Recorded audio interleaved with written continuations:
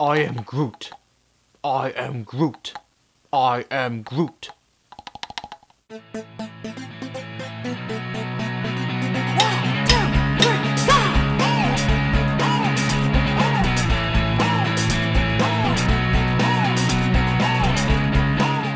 Hello everybody, welcome to MaffmanJones Movie Reviews. I'm your host John Maffio, and today's featured movie is Marvel's Guardians of the Galaxy, starring Chris Pratt, Zoe Saldana, Dave Bautista, Vin Diesel, and Bradley Cooper.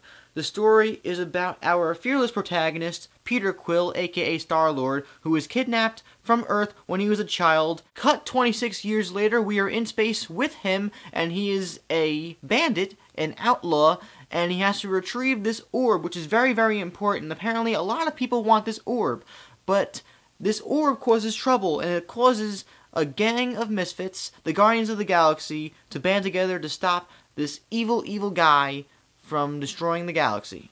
That was a pretty vague description of the plot coming out of my butt, but there's so much more going on with this movie than I can even explain. The film is directed by James Gunn, who had a great vision for the movie, but I'll get to that later. And it's also a movie that is another movie that has been installed in this whole giant Marvel line, full of successful movies that include Captain America, The Avengers, Thor, Iron Man, so on and so forth. I can't beat around the bush. I have to be blunt and blatant. But Guardians of the Galaxy, really, hopefully it's very successful because it's one of the best superhero movies I've ever seen.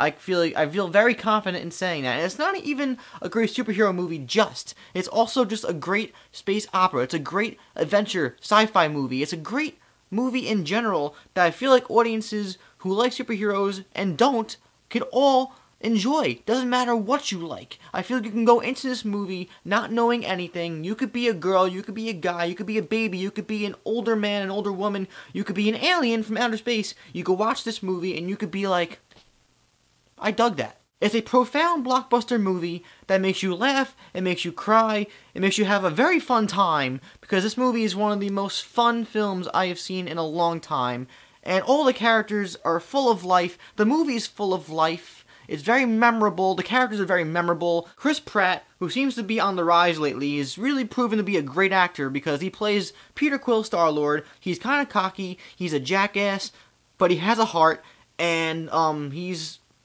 awesome. He was in Lego Movie. That's a reference to the Lego Movie, by the way. Zoe Saldana, who seems to be in every sci-fi movie of the past 5 years, who I was worried about, was also great in this movie too. And she has an amazing backstory which connects to another Marvel villain, Thanos, who will be important later down the road, but that's not important right now. Say that for another video, another time. Then we have Dave Bautista, who was previously a WWE wrestler who plays Drax the Destroyer. He was surprising to me, although not really good as an actor. Solo, collectively, with these other characters together, the chemistry helps him be a great character. And then, here we go with Groot, this giant talking tree, and who is voiced by Vin Diesel, and then this little cute, but furry, relentless raccoon named Rocket, played by Bradley Cooper, both CGI characters.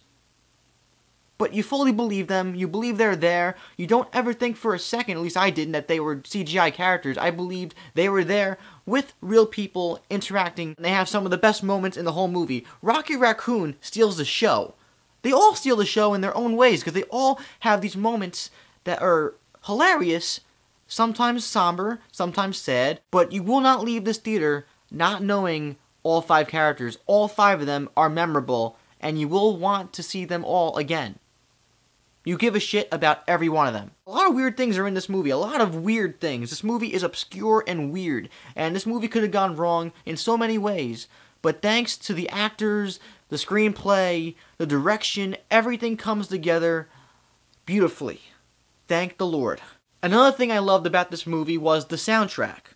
Now, a lot of movies out there have really good soundtracks. But this one's unique, because it actually has a reason for a great soundtrack, and I've never seen a movie like this that actually ties the soundtrack into the actual movie. There's a reason why the soundtrack for this film exists, and it's actually got an emotional pull. There were a lot of reasons why I was engaged and immersed in this world and in this movie, but the soundtrack and the reason why the soundtrack is there was probably one of the most significant reasons why. Marvin Gaye, Michael Jackson, David Bowie, you know, decently okay artists. No movie's perfect, no movie is flawless.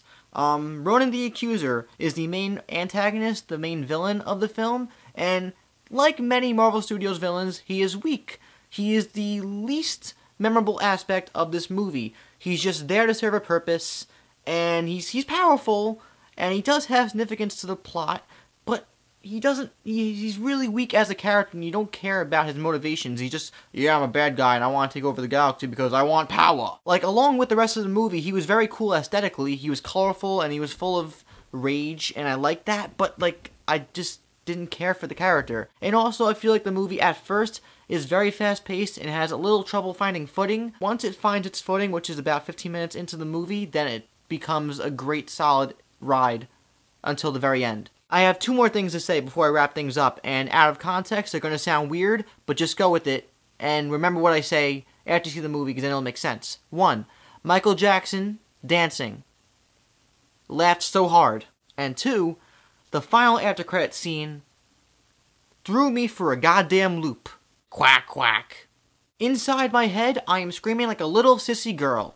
Guardians of the Galaxy is one of the best superhero movies I have ever seen. It is one of the best movies of the year. One of my favorites. It's funny. Very, very funny. It's got great characters. A good story. It's colorful. It's vibrant. It's aesthetically amazing. The whole film is fully realized. It's got great emotional moments. I almost cried a couple times. And I feel like it's one of those movies that I'm gonna love watching over and over again. And most importantly, I feel like it's a film that could be appealing to anybody. Doesn't matter how old or young you are, doesn't matter what you like or dislike. I feel like you can go into this movie, leave it, and be like, yeah, I enjoyed that. And there is never enough love for the soundtrack for this movie. It's all 70s music, but it's like some of the best 70s music. Freaking young Michael Jackson. Oh, baby, give me one more chance. Also, Come and Get Your Love is one of my favorite songs ever now. Despite the little flaws that I mentioned, Guardians of the Galaxy is maffadocious. I absolutely loved it. I recommend it to the highest degree. When you get the chance, go see this movie. I don't care who you are. Go. Bring your friends, bring your family, bring your girlfriend or boyfriend, bring your pets, because they'll understand it too. Turning the tables to you guys. What did you think of Guardians of the Galaxy? Is it among your favorites or your least favorites in Marvel? Did you not like the movie? Please let me know. Maybe you didn't. Please let me know down below. If you enjoyed this review, please subscribe and like this video so you'll never miss a review from me again. Also, check out Facebook, Twitter, and We Live Film in the info box. I'm John Maffio, aka MaffmanJones, and I am so hooked on a feeling of love for this movie. See you guys next time. I am cute. I am super cute. Love me.